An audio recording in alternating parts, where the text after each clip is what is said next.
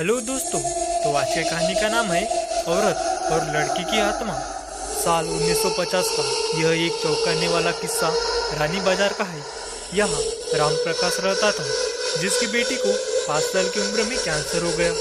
कई डॉक्टरों को दिखाने और इलाज करने पर भी उसमें किसी तरह का सुधार नहीं आया। होते होते एक रात कैंसर ने उसकी जान ले ली। उसी बच्ची की जान रात को करीब 1 बजे गई थी।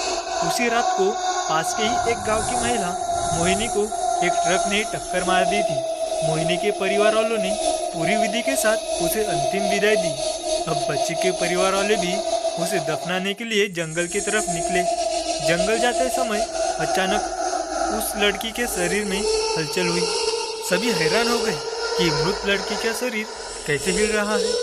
थोड़ी ही देर में लड़की जिंदा हो गई और उसके परिवार वाले खुशी खुशी उसे अपने साथ घर ले आए। किसी को इस बात की भनक भी नहीं थी कि उस लड़की के अंदर उसी रात ट्रक से टकराने वाली मोहिनी की आत्मा घुस गई थी। बच्ची जब से मौत से लौटकर आई थी, तब से ही उदास और चुपचाप एक कोने में बैठी हुई रहती थी। एक दिन उसकी माँ ने उसे खुद अपने हाथों से खाना खिलाया और मामा के घर लेकर जाने की बात कही।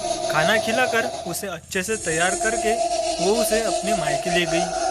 रास्ते में वो बच्ची जैसे ही उस ट्रक के हादसे वाली जगह पहुंची तो उसने अपनी माँ को कहा कि मेरा गांव इधर है।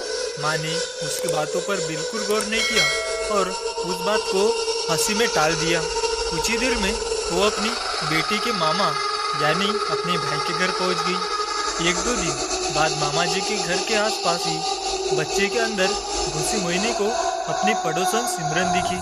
उसने जोर से उसे नाम से पुकारा। सिमरन ने पलट कर देखा तो एक छोटी बच्ची थी। उसे बड़ी हैरानी हुई कि इस लड़की को मेरा नाम कैसे पता है। तभी मोहिनी ने अपने साथ बीती सारी बातें उसे बता दी। उसने कहा कि मेरे परिवार वालों ने मेरी मौत से ही पहले मुझे जला दिया था, इसलिए मेरी आत्मा भटक रही है। उसी दिन इस लड़की की भी मौत हो गई थी, तो मैंने इसके शरीर में घुस गई। सिमरन ने ये बात अपने गांव जाकर सबको बता दी। पूरे गांव वाले और उसके रिश्तेदार मोहिनी से मिलने के लिए उसी बच्चे के मामा के घर के पास पहुंच गए। उस लड़की के अंदर रह रही मोहिनी की आत्मा ने सबको एक एक करके पहचान लिया। कुछ देर बातें करने के बाद वो अपने परिवार वालों के साथ अपने घर चली गई। अब उस लड़की की माँ बच्ची को घर में न देखकर परेशान थी। जब उसे पता चला कि वो कुछ लोगों के साथ दूसरे गांव गई है तो वो उसे बुलाने के लिए चली गई। अपने परिवार के साथ खुश मोहिनी ने वापस आने से मना कर दिया। पास के ही लोगों ने उसे समझाया कि तुम्हें दोनों परिवार के साथ रहना चाहिए, इससे सबको खुशी मिलेगी। तुम किसी एक परिवार को दुखी नहीं कर सकती हो।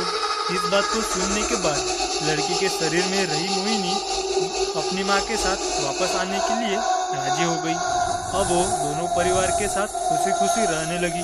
कहानी की शिक्षा: जल्दबाजी में किया गया कार्य अधूरा रह जाता है, इसलिए कोई भी कार्य करने से पहले उसे अच्छे से देख परख कर लेना चाहिए। और कहानी अच्छी लगी तो लाइक शेयर करें।